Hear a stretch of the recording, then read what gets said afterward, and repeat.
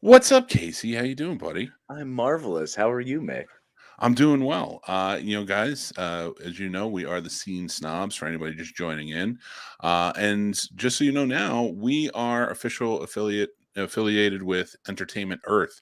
So if you guys love collectibles and more, you should definitely go check them out. They have everything from comic books to anime to horror, all types of collectibles. Definitely very cool stuff. I say go check them out. And you get 10% if you use the link down in our descriptions below. You get 10% off your order. Looking for some of those hard to get collectibles, some of those randoms, some of your favorites that you can't seem to find anywhere else. Check out Entertainment Earth. They will surprise you with their incredibly huge selection and fantastic grouping of random favorites throughout all of fandom. So pop on over to Entertainment Earth and make sure to use the promo code in the link below. All right, let's get this party started, shall we?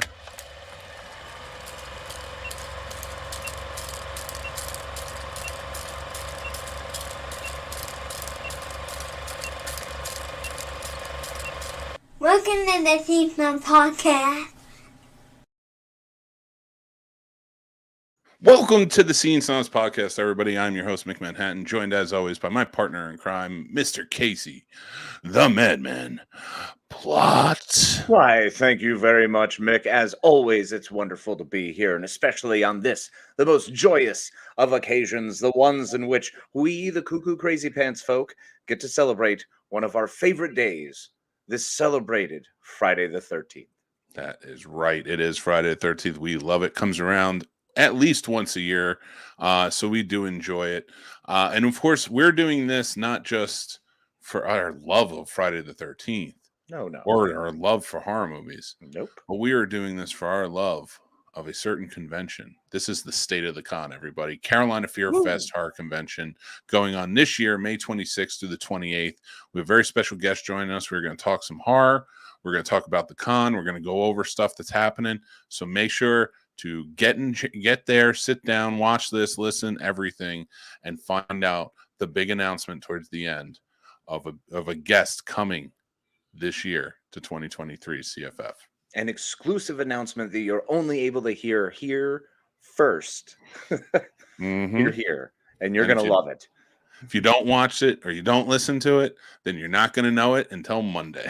And if you're not going to know, you have to wait a whole weekend. The very cool thing about this is, since we are official reps of Carolina Fear Fest, we are going to be doing this State of the Con at least once a month, all the way up until the festival. And then, of course, we'll be broadcasting there. We're going to be hosting panels. We're going to be live streaming on our social medias and such.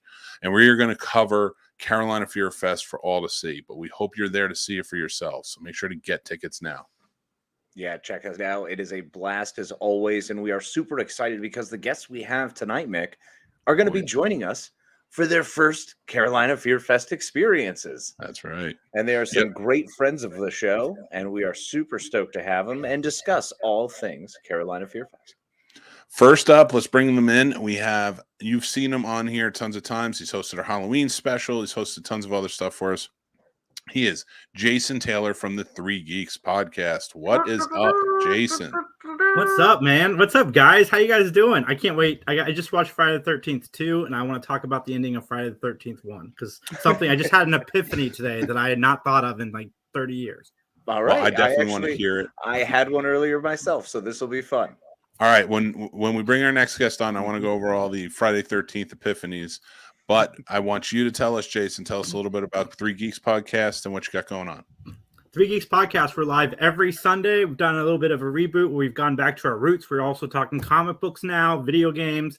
So join us. We're attempting to go clean. Last week didn't work so well because Max didn't get the memo in time, but we're working on it. I mean, by 2026, we should be completely clean. But speaking of clean, we've got an adult show coming up in February with the Petersons. It's a love fest. They read as exotic erotica novels. And, okay. I can't wait to have them on because it's going to be fun. It's an adult-only drinking show. Oh, We're wow, going that's gonna be clean, but amazing. don't worry, we're not going clean. Yeah.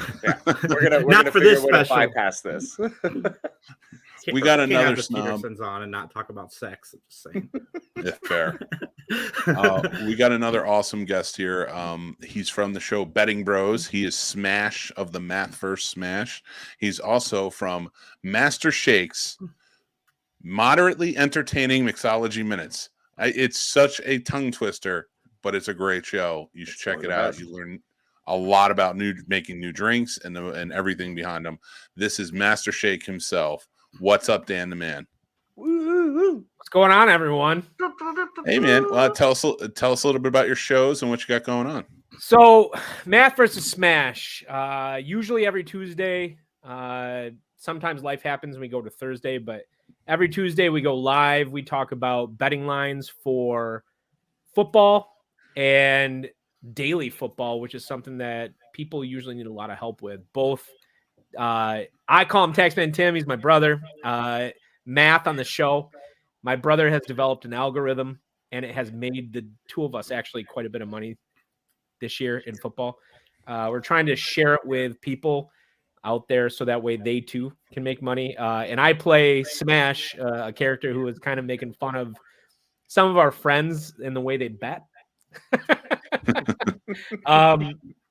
So yeah, he gets to do the math end that actually makes money, and I get to have fun and basically be Rob Gronkowski on the webcam. And then my show, obviously, Master Shake's moderately entertaining mixology minutes. I had to take that title. If you guys know Aqua Teen Hunger Force out there, those of you guys watching, if you know Aqua Teen Hunger Force, it's the kind of title that Master Shake would come up with. And so he's pretentious enough to do something like that. That sounds right. I had to do it. So it's a show that's in its second season. I took a hiatus for about a year to come up with some new recipes and stuff. It's a good show. We make a cocktail every episode. Sometimes Mick's been a guest. I've had other people from this Snob Nation on there as a guest. Always looking for people to volunteer. Jason, you want to come on and make a cocktail, man? I'd love to, man. Somehow we always get paired on these shows together, and I love it. Oh, I love it. Yeah, good read. We make a cocktail. I review 6 beers from sometimes just in Michigan, sometimes around the nation. I try to do some specials. One time we saved a dog from Mick. That's true. You know, our little group raised about $600 for Brady, a little puppy that needed surgery. Another time, we raised way more than 600. I just meant our small group, Mick. That's all. You did amazing. You were so amazing on that. And guys, you need to check out this show. It's every Friday night, 7 p.m. Friday night, 7 p.m. Eastern time. Yep. Every time live. I dual cast on my own YouTube channel and the Snob Nation. Check us out. If you want to learn how to make good cocktails and about why you can do it at home as opposed to go to the bar, tune in. All right. Very cool, everybody. Everybody who's joining in, let's say hey to everybody. So Derpy's here. What's up, Derp? What's up, Derp? That's a dope little icon. Right? Yeah. Dexter's with the what's that guy's is that name? Revan's mask? Darth Revan? Which But that isn't one? He that little Is that his cartoon name? character, the science? Oh, Dexter from Dexter's That's Laboratory. Dexter's Yeah. Laboratory. I'm talking about the mask. Oh, I'm not sure what the mask is. I can't tell because it could be Bane's thing. Yeah, it's well, fair. the lightsaber. I don't know. It's got to be. Maybe it's Revan. Yeah. I mean, yeah, Revan could work. It could play. There's the radar John himself. Ross. Radar. Oh, Destiny's lurking. Hi, Destiny's in there. Destiny. The demon's Chris hiding. says, let's go Snobs Nation and Carolina Fear Fest 2023. Damn right. What's up, chicken? We love you. We love you, Des. Hell yeah, Fear Fest, baby. We're gonna have a great time. What's up, George G3? What's up, buddy? Apologize, I missed this morning's show. I'm so ashamed, but I survived the blizzard. I had to drive through and got 0 reception. Yeah. Well, Boo. I mean, no, not boo on the survival. No, We're happy you no, survived. dude. I No, didn't like. that's great. Michigan has avoided it somehow. We've only had one blizzard. Right now, it's like rainy. Yeah, that's what we've got. Jeez. John's here. What's up, John? What's up, John? Kathleen, how are Kathleen, you? hello. Good to see you, Kathleen. This is Shake. Mama G. DTM. Shake. Dan in the house. Damn right. Hey, Chris, I wanna bartend at CFF. Tell me how I can make that happen. Yeah, I would love it. Paul's going to be there too. Paul, I'm watching you all Yeah, at work. that's right. What's up, Paul? Paulie D. All right, guys, before we get started, let's talk some CFF. I'm not going to announce the big announcement until later, so you guys got to stay. Yeah, it comes from the end of the whole show. show. Plus, honestly, I think you and Casey should share the screen for that. No. We share this with everyone. No, everyone. This is You're in. Snobs Nation. We share with everyone. I want to Full see your corn. faces. We When I love make the together. We announcement. live together. That's how we do. Yeah. Now, also at the same token, I think we should drop hints. All right. Okay. So I'm going to I'm start with terrible the at first hint. I'm Let's just going to shake start your with the mouth for that. first I'm hint. terrible Ready? at hints. First hint. It's a person. Casey, did I tell you yet? Yeah. You told me this Oh, okay. morning, and I've literally just been running through my head.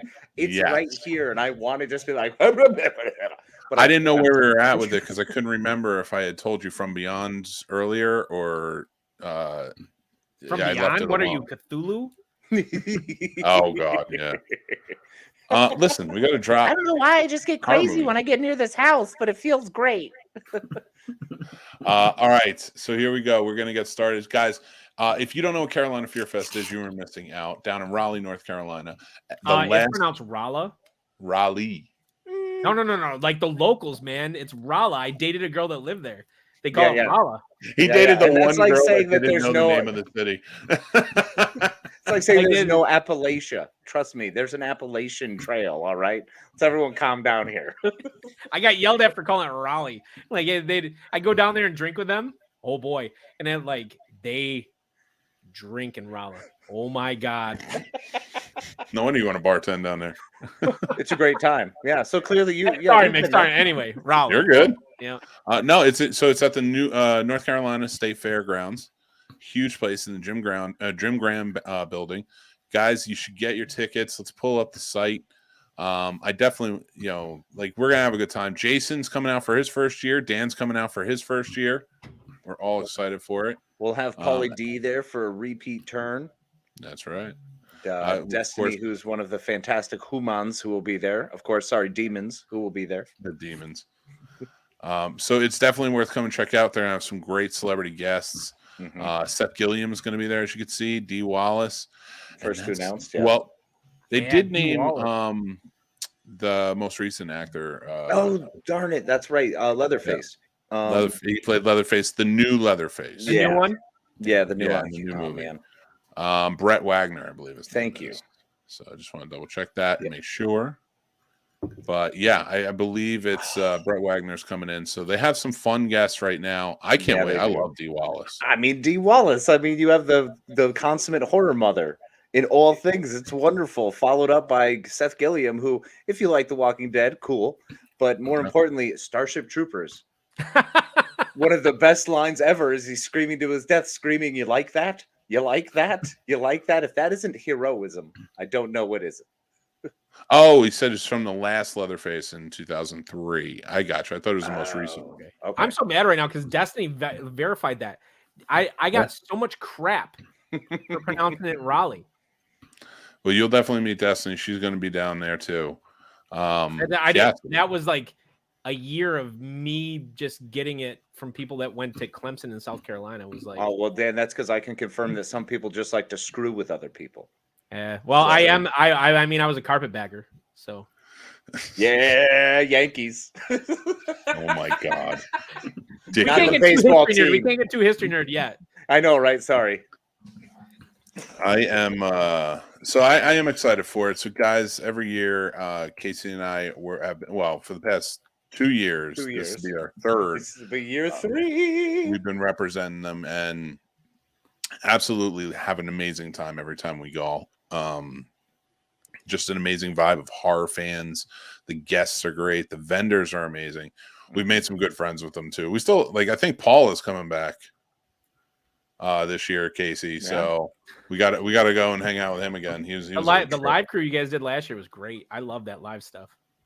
Yeah, we're gonna do it We have again a- this year. Yeah, we have a but we're great gonna- time with it. There's some wonderful panels. Being able to just be there and be around everybody, be in the thick of it. with that crew, everyone just being, it's fantastic people, man. Everybody's fun, everybody's nice. They have a good event. It's a wonderful event where they actually have a lot of things going on, special effects, makeup, all kinds of cool stuff. Everyone's in cosplay. There's tons of really cool cosplay. That's always a hoot. I will not be cosplaying. I can't wait to go. I've gone to the Horror Hounds a few times, and I think the horror cons are the best. Mm-hmm. Hands It down. is, and the way they have everything set up and how friendly it is with so many of the vendors, the haunters that go, things like that. It makes a great experience. Like, Met you're not. one of my new favorite people, Paul Lanner from Haunters Against Hate. There, I literally Right across just. from him. I knew you didn't know who Haunters I was Against talking Hate, about when I right? said Paul was going to be there. You son of a bitch.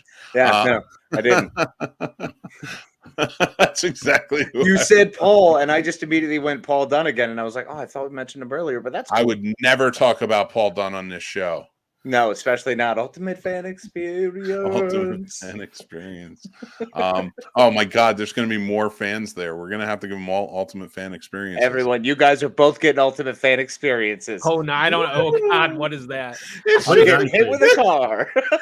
It's just going to be Casey getting run over by the van over and over again repeatedly. All right, this one's for Jason. Ultimate Fan Experience. And then we stop. We're like, "Hey, are you in the Patreon? No, get out of here!" You can't What happened to watch Casey? Well, a lot of fans showed up, and he got hit by a van 27 times, and I have to commit and give the people what they want. Nothing but What? commitment. Why is Casey dead? Mick threw the doctor out because he wasn't in the Patreon. Nope, can't be here. Not for your eyes. Radar, I'll only Whoa. bring you beer if you pay for it, man. Like, Dan, you gotta can pay for cosplay that as a guy who brings me that beer. So right now, like I'm drinking a beer that I introduced before the new year. It's called Resist. Mhm. It's a coconut stout. How is it? This is like, it was that high gravity pack I did right before the new year. So this is clicking in at 13.6%. Yo. Yeah. All right. Yeah. I'm So sure by what the you end of the show, Mick, I will be saying lycanthropy with a plum, sir. So what you're saying is we're that's ending at a 9. throwback. If you know what we're talking about there, that's a throwback joke, man. You got to watch Scene Yes. Snobs. Yep. Come Got on. to stay on top of the Scene Snobs. Gotta stay in viewing. stock. So, all right, Jason, you told us you had an epiphany about Friday the 13th. I this did. year. So, the beginning of Friday the 13th, they give the flashback to Friday the 13th 1, the sequel. I mean, so why does she decide to give her entire life story to the final girl? Because she killed everybody else like instantaneous. So why does this girl get the whole diatribe and not just killed? I'm gonna go out on a branch here. I'm gonna say something that might be a little out of context, and please keep me in line if I'm wrong. I don't wish to speak out of turn, because that bitch be crazy. I was Wait. just saying, like, she's been crazy and killing everybody instantaneous, but she decides to give this lady her whole biography before she kills her. Who knows? She might make tea That's for true. an oak tree around the corner. I don't know this woman. She's We like- only know that she murdered. She's like, sit down for story time. Let me tell you. I chalked it up to it like kind of switched on and off with her. Mm-hmm. You know, like she maybe had that like setting, because like at one point, if you remember, she's just talking to her, and then like trying to calm her down, and then like it just switches, and then you hear the you know. So I kind of feel like that was just kind of set her off, like it was her son. talking. mommy. Also, I mean, like, I don't want to get too deep literary tonight, but like, Do it. I mean, Do it. so she's embodying that like trope, right? Oh God, Mick, she's embodying the trope. She's embodying the trope that you have an innocent young girl who is without taint, without whatever you want to call it, and she knows this. She can sense it because she's Pamela Voorhees, you know. Mhm. She is not the camp counselor that was having sex when her son drowned. So, I mean, the fact that she kills her, I actually think is slightly out of character, because everybody else she kills, she's punishing, right? Mhm. So maybe Casey, or it was Casey or Mick that said the kick mama thing. Like, Yeah, whichever- yeah. so onto something there. Maybe like there's this like twitch where it's like, no, all counselors have to be killed. But until then, she's just Pamela Voorhees with her. Exactly. I think so too. Um, I just had never heard that argument. Like why that particular person? I mean, that makes sense. I don't think there was ever an argument until there were sequels where Jason existed. Yeah, I mean, originally it wasn't created with the idea that there was a Jason Voorhees. So Right. And then I mean, and I kind of was thinking about this along the lines of you there, Jason, that Jason himself, Jason Voorhees, is almost a golem in a way. Mhm. Like that was the closest thing I could put next to was that Interesting. she was able to pour her energy, her sadness, her darkness, all of those things into everything she'd been doing around the lake, thinking only of her son, almost in a way willing him back up. So as she dies, everything that was her dumps into him. Mm. So yeah, think- kind of a fun little idea. I don't know, something weird and different. I was pretty Listen, high, first- so I that's a suspension of disbelief for me, where it's just kind of like, all right, like let's just move on. Let's get to the second because the second one's good. So like, let's just get to it. Like the first one is really good too, mhm. but it doesn't make sense. Yeah. You know, none of it makes sense, and there's a lot to pick apart between that and the rest. But you know, 2 is really good. It was also it's the only one that was shot in Connecticut. Yeah, it was. And I mean, Yeah, he's that's right. Sackhead. Who doesn't love Sackhead? It's true. That's very true. Anytime you can call one of those guys Sackhead, you should do that. Chris is asking, what is everyone's favorite Friday the 13th? Dan, I'm going to start with you. I am going to be unpopular saying mine. Do it. Jason X. No, well, okay. Jason X has its own place. I just want to put that out Oh, there now okay. before we get way deep in the weeds. Jason Okay. X I has agree. its own place. Okay. I agree. My actual favorite, and this is, I don't know. I'm gonna get excoriated for this one. I love Jason 3D so much. Nice. I love Jason 3D so much. I love how much it. You guys that are on the show know, I am somebody who embraces something that knows what it is. Mhm. Jason 3 knows exactly what it is. Jason Yeah. 4 kind of goes off in the weeds a bit, and that's I know a lot of people love 4, a lot of people love 1 and 2. I am a stand for 3. I think it embraces exactly what makes Jason fun and entertaining, and I like the fact that it's in 3D. I saw it in 3D once at a drive-in. So random. They did a double feature of Evil Dead 2 and Jason 3D, and both of them were shown with the glasses, Oh, That's awesome. wow. and it was great. I mean, like, I loved it. Yeah, Jason 3D for me. Sorry, guys. Sorry, No fans sorries. out there. There's no sorry. Everybody's like, No we are sorries, man. immediately discounting this guy's opinion. No. The rest I of the disagree. show. Scene snobs don't do that. You love what you do, or you love what you love. We all are about what entertains us. And if anyone wants to put you down, this is the wrong show because No, we will put me down, unleash the please. I'm trying to dogs. get off on it. No, because Oh, well, Jason, no, we'll do that later. That's the Patreon thing. That's, Jason 3Ds has the best opening score of any of the movies. I have it on vinyl. It's So. it's perfect. I love it. It's not my choice, but I love it. Jason, how about you, sir? 3 and then 4, like they kind of went back and forth as my favorites, but lately my favorite one has been 6.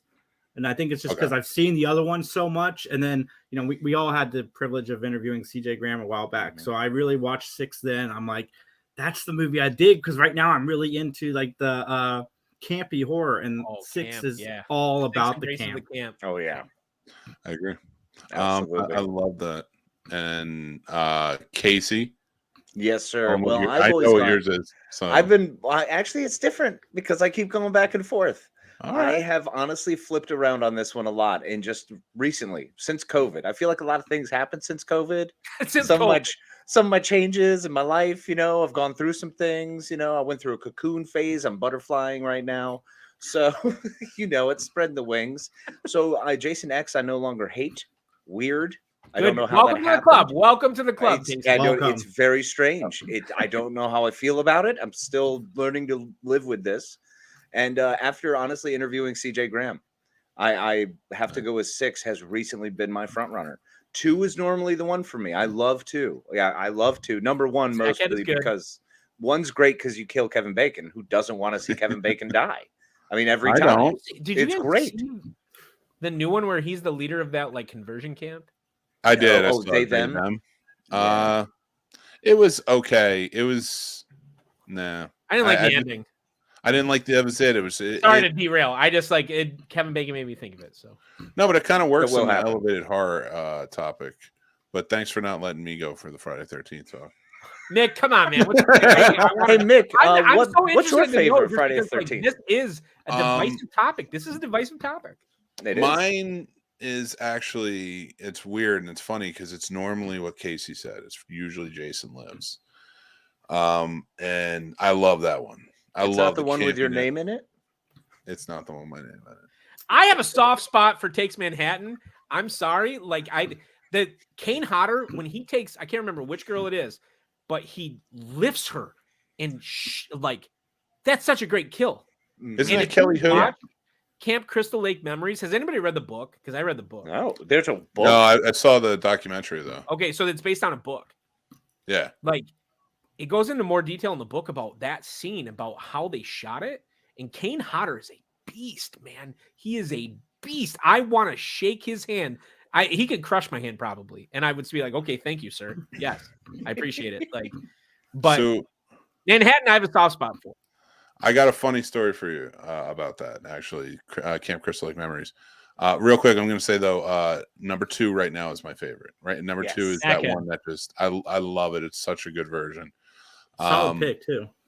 Yeah, and I mean I love them all. I'll watch them all as they go, but 6 and 2 it kind of fluctuates between those two. I love that you and I are doing this right now. Somehow you and I are I'm on getting the a other weird end of back it. and forth thing. It's No really love for weird. 4 amongst the 4 of us. That's impressive because 4 is a popular sequel. Mhm.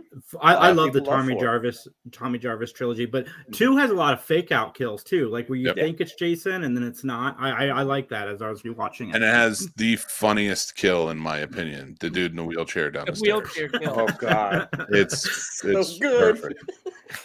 So all right. Can't Shut Yeah, up. I don't care. I'm going straight south. Easy. I don't know baby. if you're allowed to Oh. laugh that hard, man.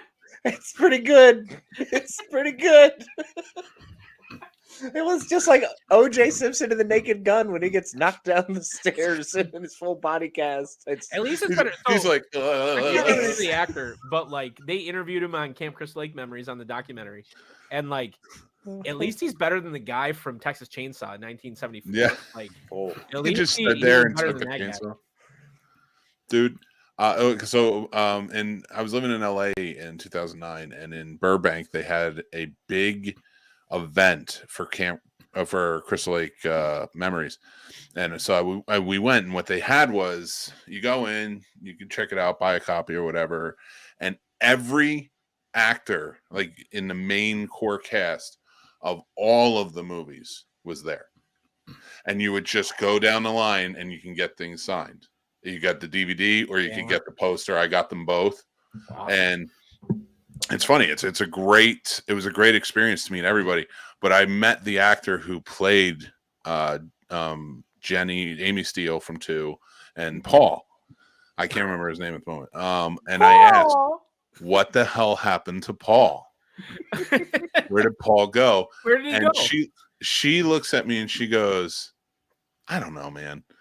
And and the guy who played Paul that's why I never came back. And they played it off beautifully. It was really funny.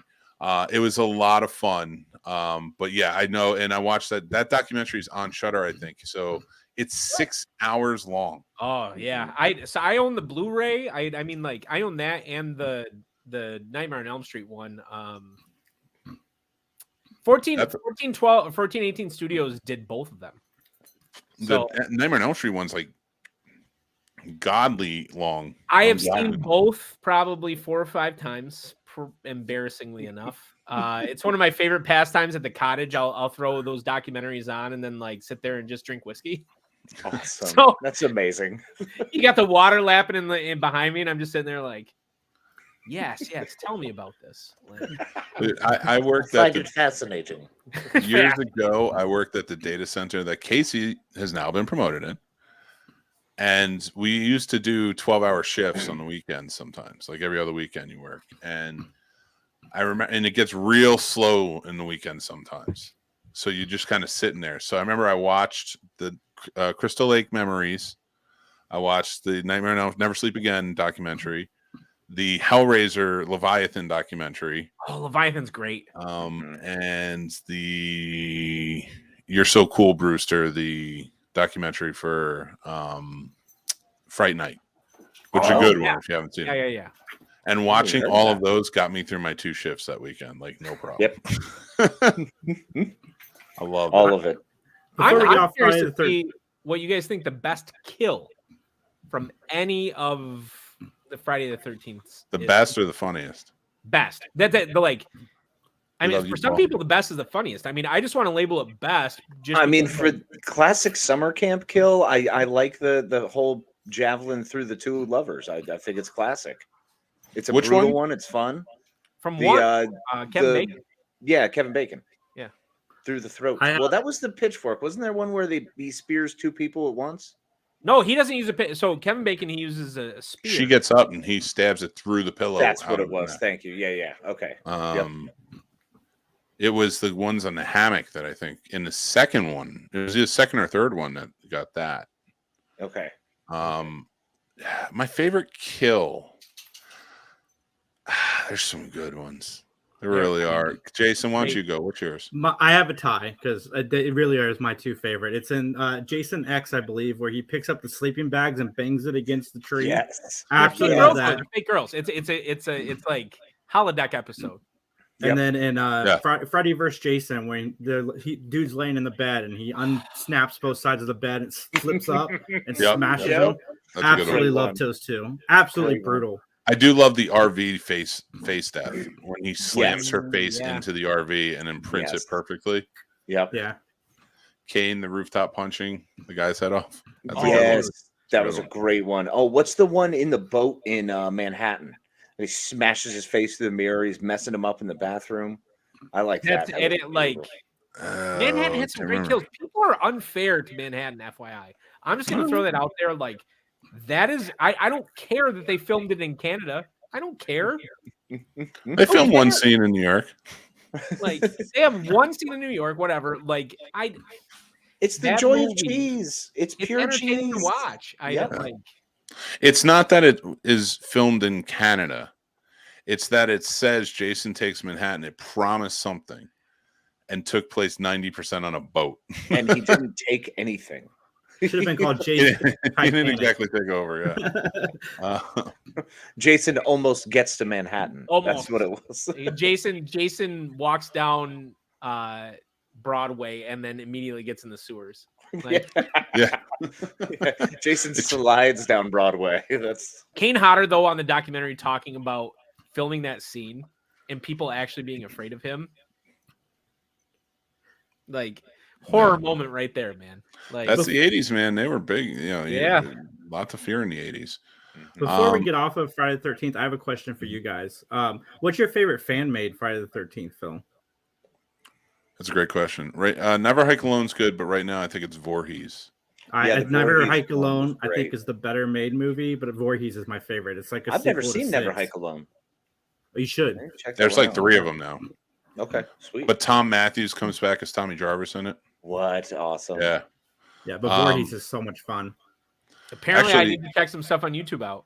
I did not know that. I mean, I've seen the fan Freddy stuff because you guys know I'm like, I mean, obviously, like, you got a thing. Yeah, I got a thing. That's it. But I've never seen anything Friday the 13th fan made. Wow, I need to. Wow, that's awesome. Dan, did you see? Jason, that's an awesome question, man. Dan, did you see that they made a new Nightmare sequel with the original actor who played Dylan? And Dylan did that franchise is not out. I know this is Friday the 13th, guys, but it's all things horror. It's Carolina Fear Fest celebration. I'm sorry. I gotta do my Freddy plug is like Freddy versus Ash versus Jason should still be filmed. I want it. I read the comics. I thought it was awesome.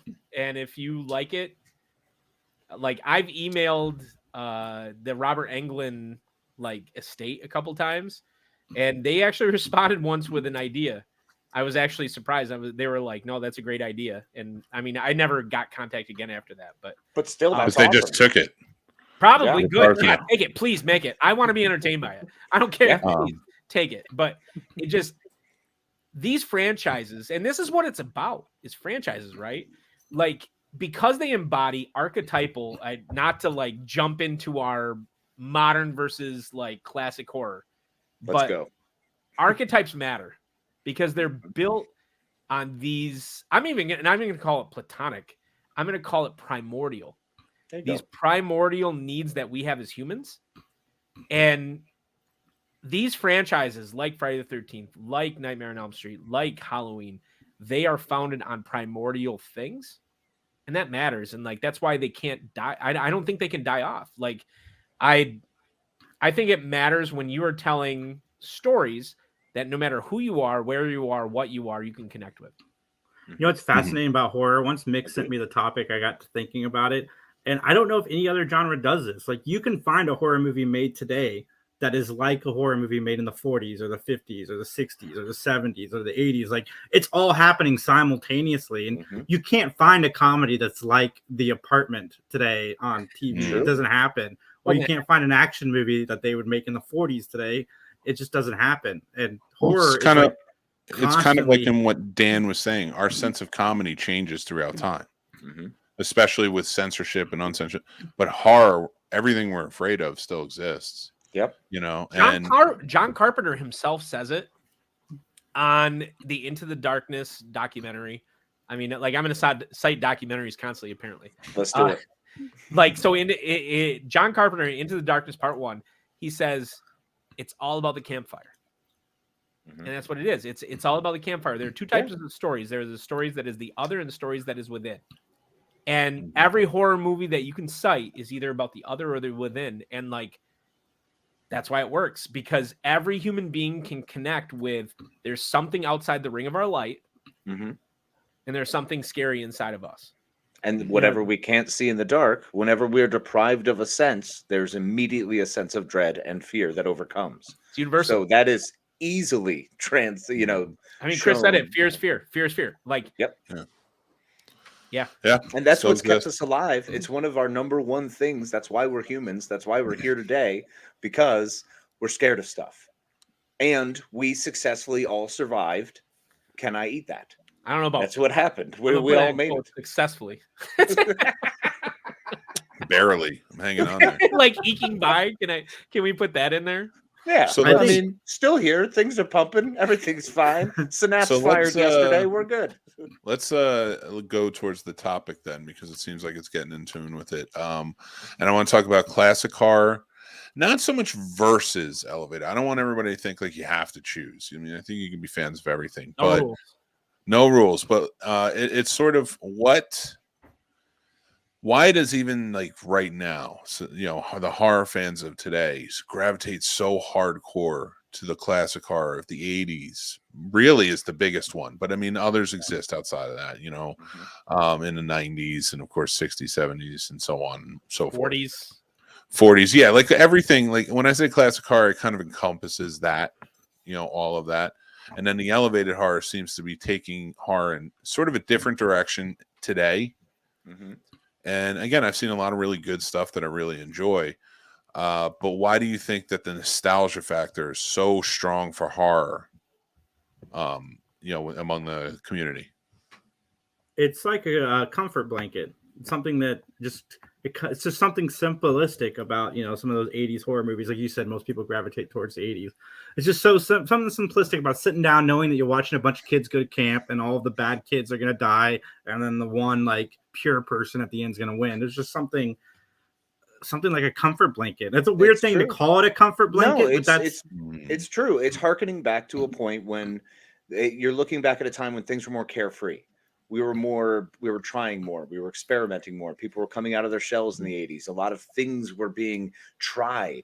You know, we were seeing things for the first time, and we're watching some grow, some directors who now are epic legends. You know, we get to go back through that time capsule and watch them move it forward. And that's part of what we want. That's part of what we look for. Every generation does it. Every generation looks back at the previous generation and goes, that was the best. They had it right. It's just what happens. Gentlemen are now of that ilk and era where we're the ones looking back, Scream and before, going, that was the good stuff. You know, it's I think that's why Scream is doing so well now. It's because Scream is kind of the gap between the two. Because Scream 1 is an elevated horror film, and All right, let's I calm down. hope Mr. Shake is listening right now. Let's calm down right now. Let's not call Scream elevated horror. They've done the same movie 5 times in a row. I'm gonna cite. I said the first one. The first one I'd consider. It's anyone New Nightmare, It was especially New Nightmare. meta, but he did that New Nightmare. He stole it from New Nightmare. But New Nightmare. anyway, I'm gonna cite my man Joe Bob with this because he talks again in Into the Darkness about how he doesn't understand the nostalgia for the 1980s. So I'm gonna say something that Mick, you are not gonna expect out of my mouth. Andy was canceled. No, so okay.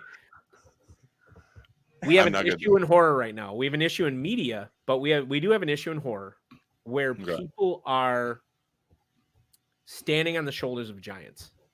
And Joe Bob himself says this. He's like, horror is about punk rock.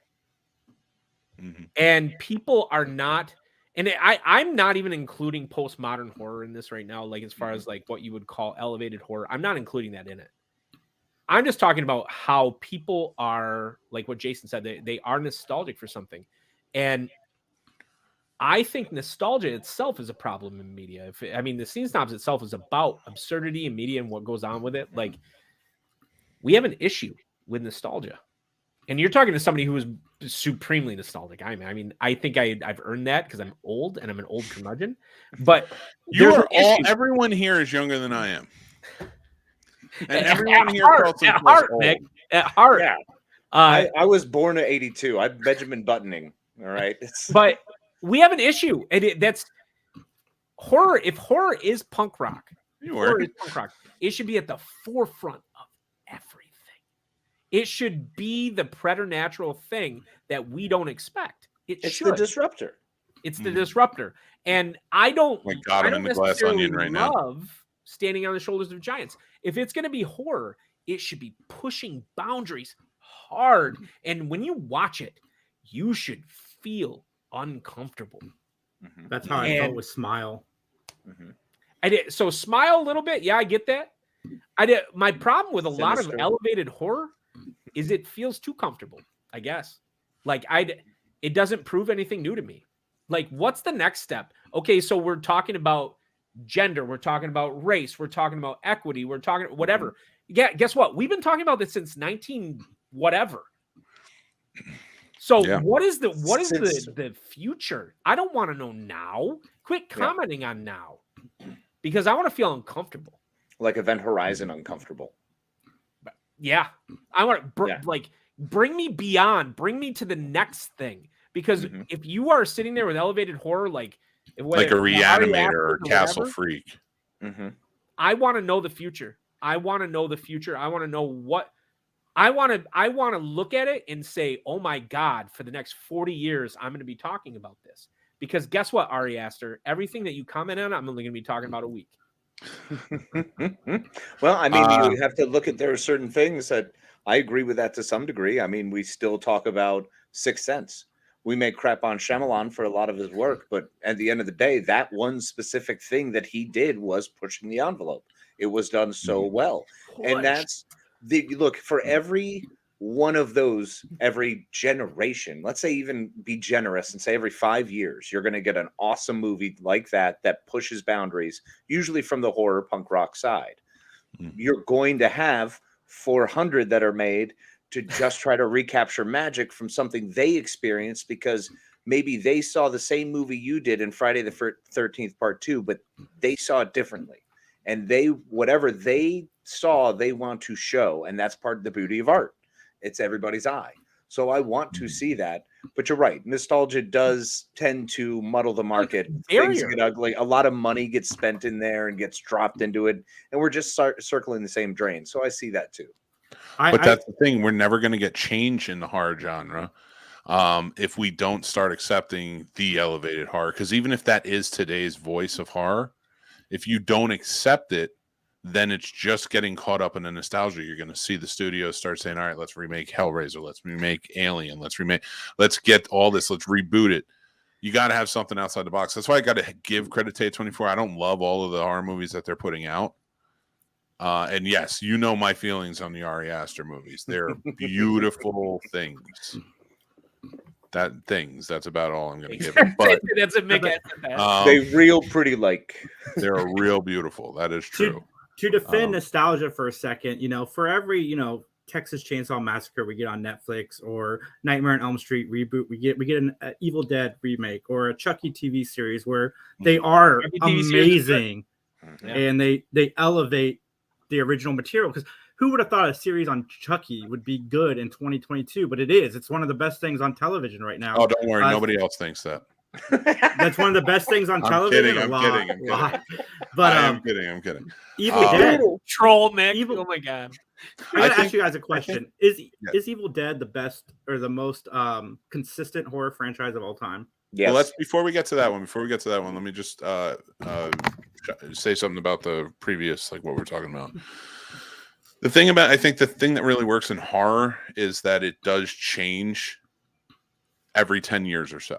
Mm-hmm. It does. You have, and it's not the themes, of course, we're always going through the same themes and things like that, but its look, its feel, and its reach changes. And I love that. I love how it adapts.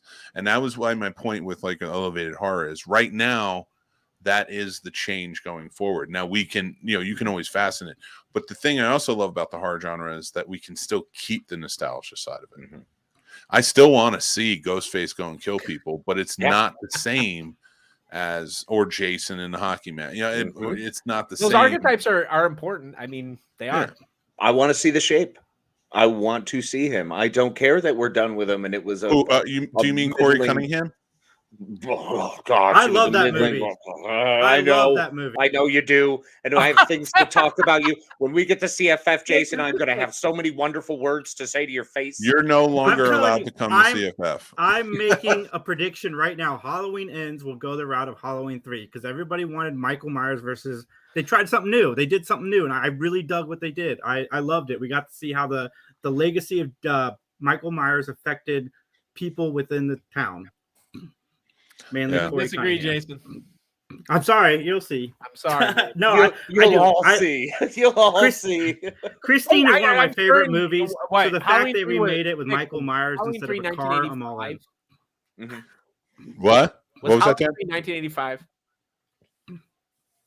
You're my guy for this. I never know the year. It's like 84. Halloween was 78. Halloween 2 is 80, and Halloween 3 came out in 81 or 82. 82. Okay, so Halloween 3. Somebody was sitting around saying like, you guys will see, and I mean Jason's right about this. Like there were people then that probably said that, but I have some very serious structural problems with the last two Halloween movies. Like, if I'm going to apply a Socratic analysis of what happens in those films. Ooh, girl, go on. Sorry. Ooh. I gotta get deep in the weeds, son. Meow. If I'm gonna apply a Socratic analysis of what happens in those three films, the first one is a complete film. Mm-hmm. It's a complete film. They were like, oh my God, people actually liked this. And then they were like, how can we stretch this out? And instead of sticking to the format where we just wanted to see Michael Myers, sorry, Mick, I almost dropped the F. No, you're good. It's Friday. And they want to see Michael Myers slaughter people. Like one of the best shots I've ever seen in horror is that single tracking shot in the remake 2018 where they follow him from house to house to house. Oh, yeah, that was a great tracking shot. Love it. Yeah.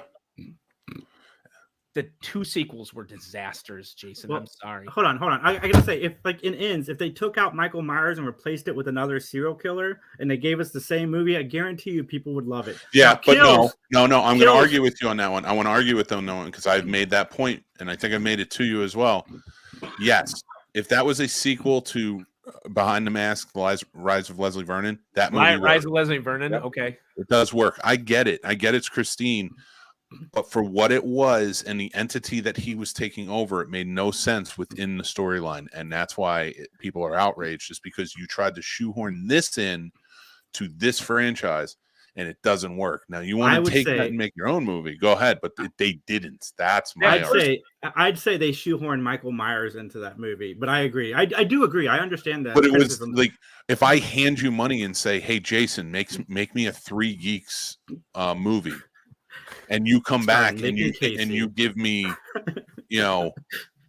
a pile of shit, and say, "Here's your movie," I'm going to be like, "That's not the same thing."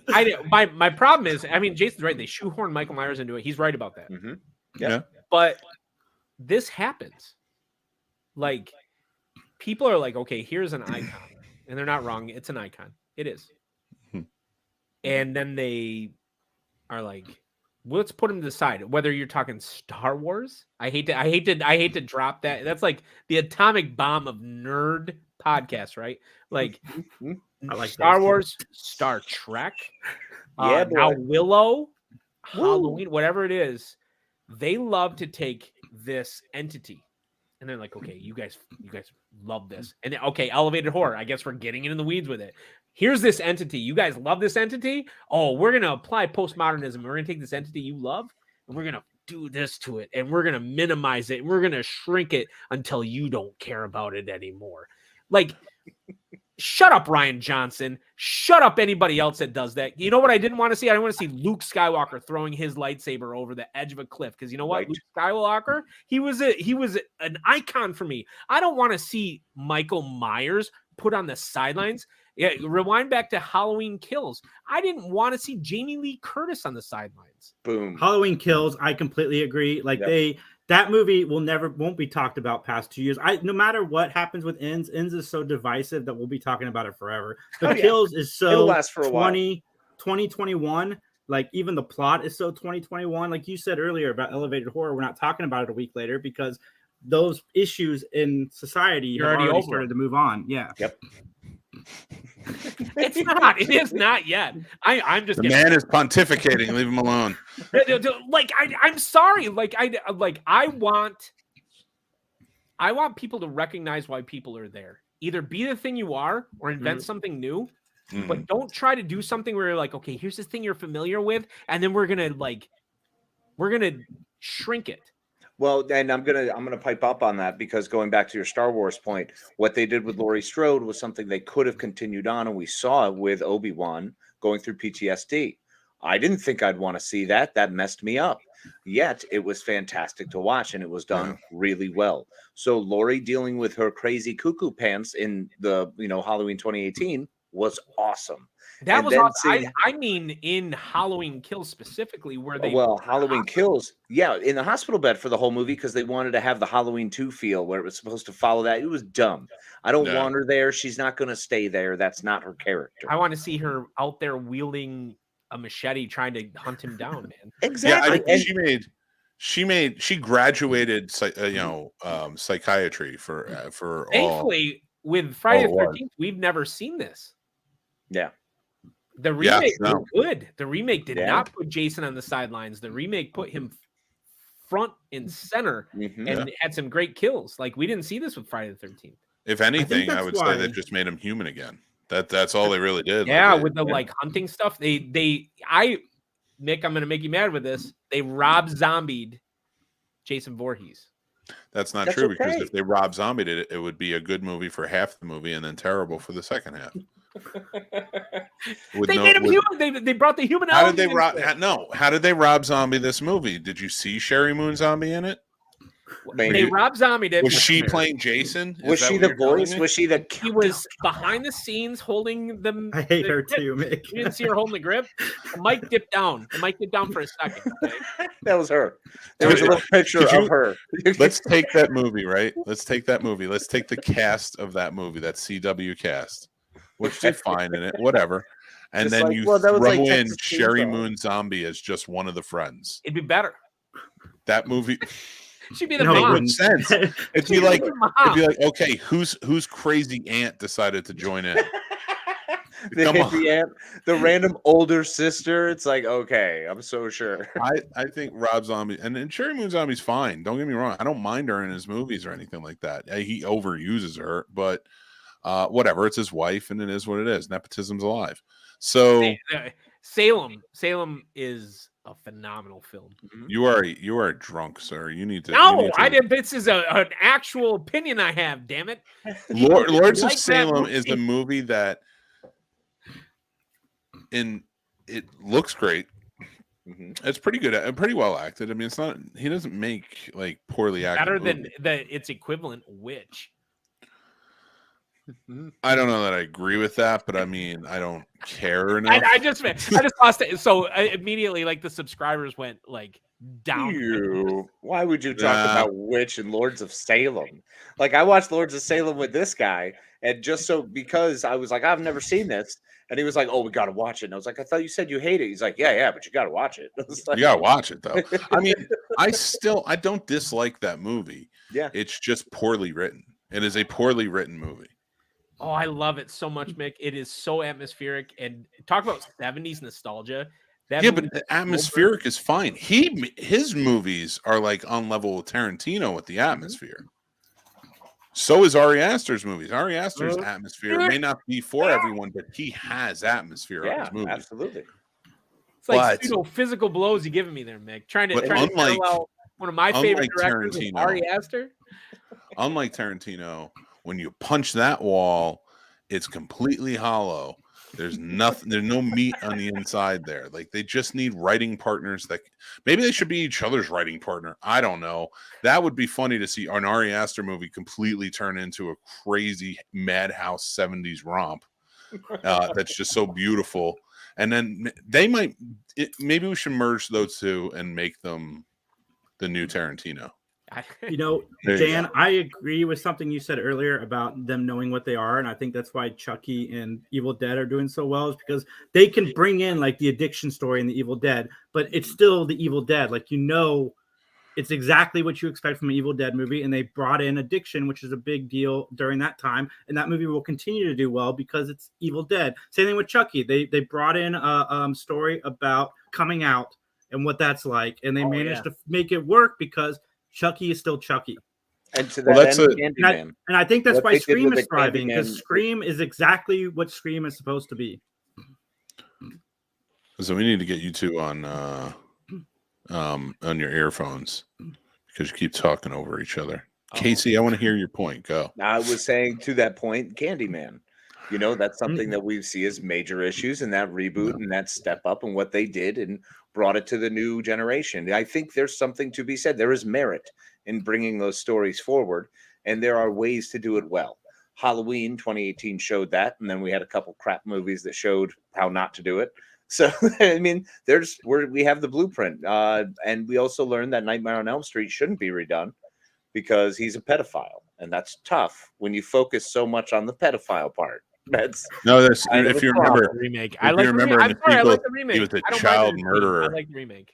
yeah, the whole You know- child murderer thing was really focused on like way more than it should have been. Hold on, you like the remake of You Nightmare like on the Elm remake Street? of Nightmare on Elm Street? Yeah, get this guy off the show. Man, that's Mick. 2 strikes.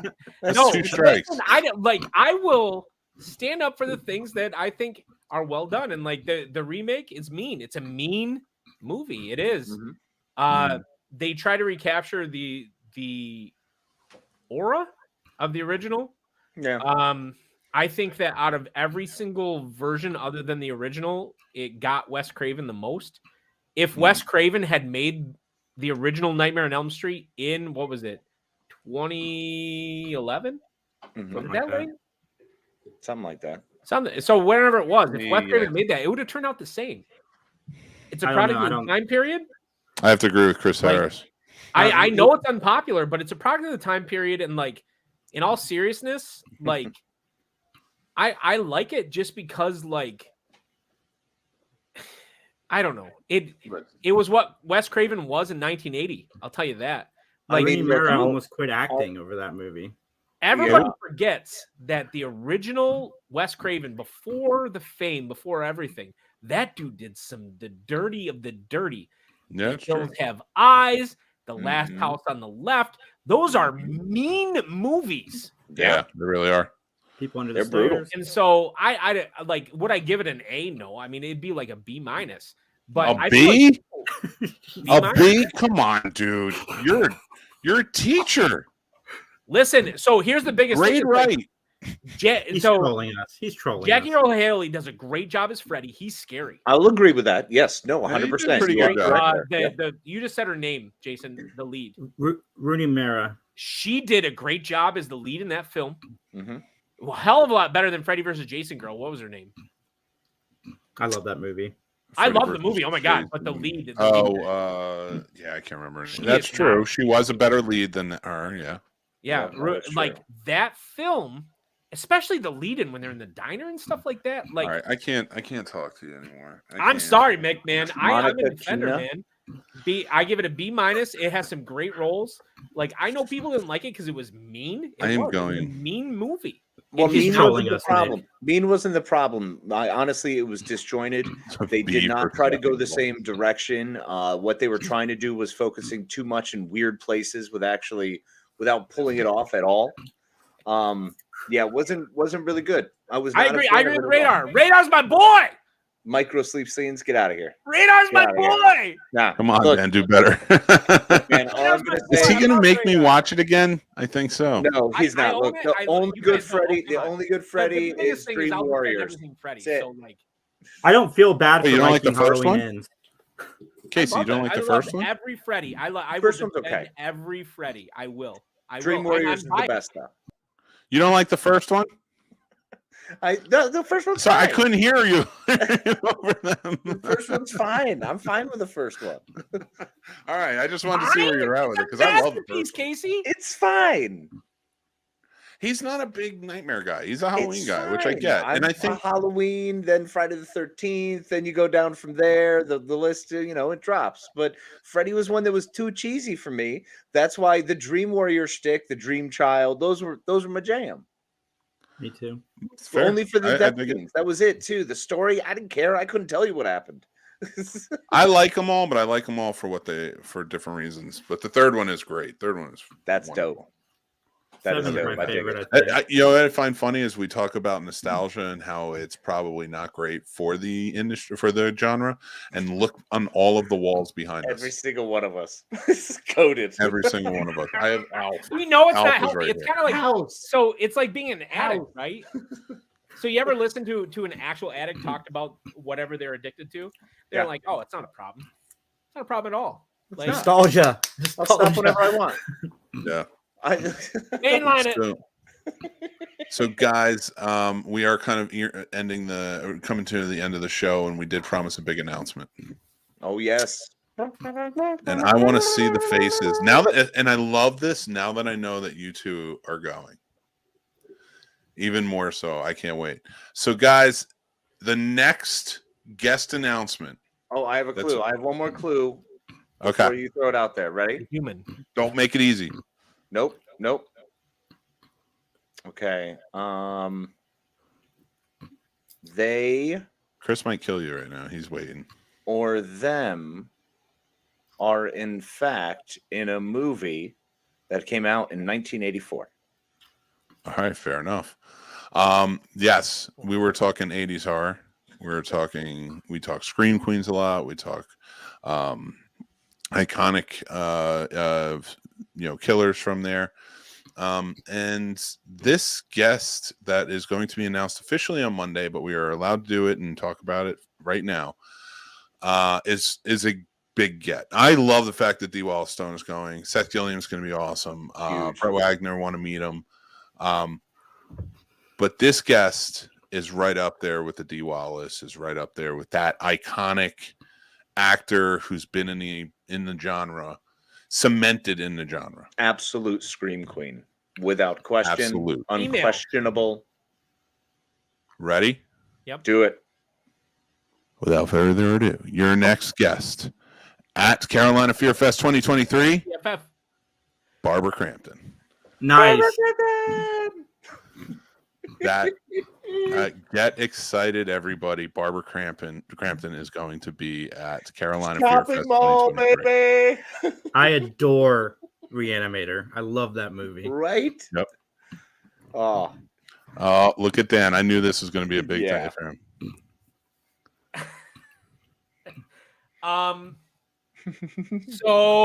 So Dan just died.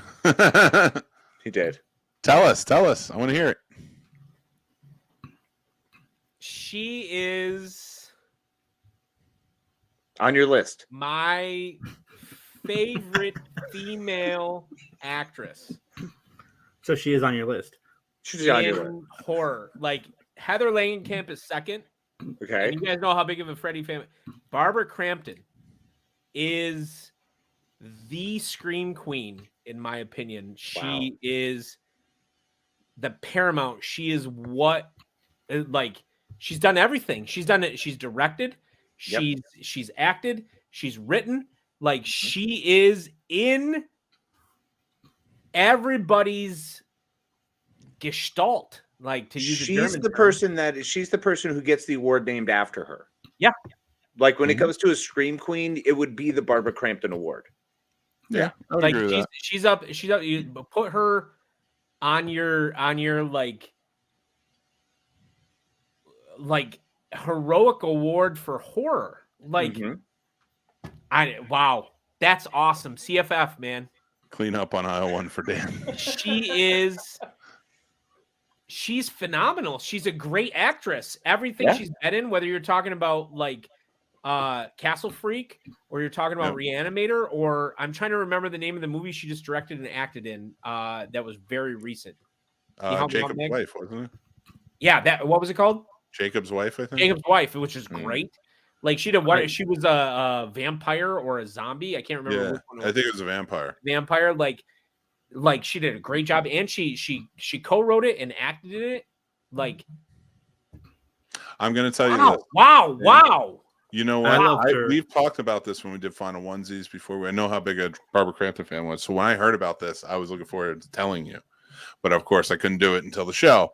And let's not sleep on the fact that she was in Lords of Salem too. Yes, she was. Oh, she was. Yeah. Oh my God, I didn't. Yeah, she's in Lords of everything. I'm so glad I got to see your face when we announced it, but the fact that you told us today that you're going to CFF 2023. Oh, dude, yeah. Like, I don't know how to make it happen or whatever. I'd love to make drinks for people there. They have all kinds of rules at fairgrounds and stuff, but oh no, don't worry. We know some guys. Yeah, know some people. Know some people. We're gonna get you one of them. An equipment box, and you carry it around behind us, and we'll make sure. I don't know, man. Like I just think that she deserves so much credit, and like she's up there, man. I mean, you put her up there with anybody you want to put her up there with, and she'll hold salt. Yeah, I think these two are such heavy hitters between Dee Wallace and Barbara Crampton. I think they both deserve that. I mean, huge. I hope they do a panel with them. I hope they do a panel at the same time and talk and about. I hope I get to be the host of that panel. Oh, if they could talk about actual transgression and horror and pushing boundaries and making things happen, like OGs out there. This is like Tupac Shakur telling people what hip hop was in 1989. This is like if they could get both of them on a panel talking about horror and the future of it, it would be. Oh, I'd be enraptured. Like, God, I can just feel your boner from here. I know. It's ridiculous. It's huge. Boner? Like, it's Shake's massive. bar fell off a truck. All right. Well, guys, we're closing up shop. So let's talk about one quick thing. Jason, tell them when they can find the show and give us one horror movie in 2023 you're looking forward to. This is going to be so easy. You can find 3 Geeks Sunday mornings live at 10 a.m. on all podcasting platforms. Scream 6 is my most anticipated film of the year. I'm glad these guys are taking it in a different direction. I can't wait to see what direction they take it in. Scream 5 ended up being one of my favorite movies of last year with a mixed reaction the first time I saw it. So I cannot wait to see where we go. I'm excited. And also you can find me at Carolina Fear Fest. Hoping to get Dan kicked out for liking Nightmare on Elm Street the remake, because that's like saying you like Rian Johnson at a Star Wars convention. Whoa! So painful. No, I wasn't ready. Wow. We might have to do a real combat with them. Yeah. An in-person real combat. In-person real combat. Let's do it Friday night. That's going to be what we're going to set up for. All right, Dan, the man. Tell us when your shows are playing, the names of them again, and your most anticipated horror movie for 2023. Every Tuesday, 5:30 p.m. Eastern time, you can see Smash. That's me flexing on the camera, and Math out there showing you how to bet football and make some money. Every Friday night, 7 p.m. Eastern time, you can see me, Master Shake, out there showing you how to make some cocktails that you can make at home real easy. The movie that I'm looking forward to the most in this year, it's a toss-up. Potentially tomorrow night, I'm going to see Megan with my wife, which I'm really looking forward to. But I will not be taking her to the movie that I am looking forward to the most, and that is Evil Dead. Oh man, everything Evil Dead for life. Yes. Campbell makes a cameo, because if he does, I will basically like implode on myself in the theater. I can't stress this enough. Like, go see Evil Dead when it comes out. Go see it in the theater, because it'll be the experience you want to see. Just let me know which theater you're going to, so I don't go, because I don't need to get just sticky. blood and guts everywhere. All right, guys. Thank you so much for joining in with us. Hopefully, we are going, guys. Everybody who's watching now, we are going to be doing a special State of the Con Carolina Fear Fest episode where we talk horror every month leading up. So in February, we will be back. Make sure to stay tuned, and they will be playing on our YouTube channel and on the Carolina Fear Fest Facebook page. So make sure to go over and follow them there for more updates, more guest announcements. The vendor applications are open now. Let's pump it up. Let's get the numbers up. Let's go have fun at Carolina Fear Fest. We already have the Snobs Nation is taking over there. It's going to be a great, great time. I want to say thank you again to our guests, Dan and Jason. Love you guys. Thank you guys. Always welcome back. We love you guys. I'm going to kick you out now while we say goodbyes, and then we'll talk to you guys very soon. Scream face. I love it, dude. I love it, I'm man. so excited, man. That was the reaction I was hoping for. Yeah, that was beautiful. That's exciting. I do want to make a quick announcement about CFF and everything going on at the moment. Make sure if you want to be a part of it all weekend, get your weekend or VIP passes. No sellout pretty fast. So if you're looking for tickets, make sure you go for a weekend or VIP passes, because then you will be invited to certain things that they're having special for VIPs and such. Like Friday night is only open for the VIPs and weekend pass holders. So make sure you do that. And make sure, do grab those. They do go up fast. They are fantastically well worth it. We've done panels at those hours for the VIPs, so we know it's some pretty fantastic stuff.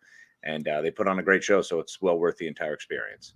Yep. And we're going to be there all weekend, having a great time. Come see us. We're going to be there doing a lot of different things, wearing a lot of different hats, but we will be having live shows and such and more. So I want to thank everybody for joining in with us. We will see you next month, another episode doing this. I'm not going to do the whole spiel of our rundown and everything, because this is sponsored by Carolina Fear Fest. Go get your tickets. Go ahead. I was going to say, remember Barbara Crampton's coming. Remember Barbara Crampton. Don't forget Barbara Crampton. But you'll find that out officially on Monday. Yes. But you heard it here first. Don't forget. Now, guys, we are the Scene Snobs. If you don't know us, we are the official reps of Carolina Fear Fest. You can check us out on the Scene Snobs Podcast, Snobs Nation Morning Show, Geeked Out Live, tons of other shows over on our YouTube channel. We're on all podcast platforms. Just type in the Scene Snobs or check out thescenesnobs.com for more. Casey, take it away, my friend. Boom. Well, we appreciate it as always. Make sure that you are following up with the Carolina Fear Fest and following up with us, and we will see you all next month. Take care. Take care, everybody.